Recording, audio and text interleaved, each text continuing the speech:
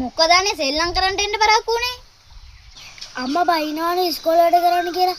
ඒකයි එන්න බරක් උනේ. ඒකද? ඔව්. ඕගොල්ලන්ගේ අම්මා බයි නැද්ද ඉස්කෝලේ වැඩ කරන්න කියලා? බනිනවා මං කරන්නේ.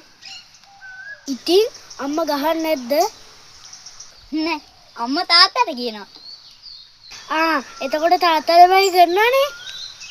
නෑ තාත්තා ඉස්කෝලේ වැඩ ටික කරලා දානවා. കിളിയേ കിളിയേ മണി മണി മേഘത്തോപ്പിൽ ഒരു മലമുള്ള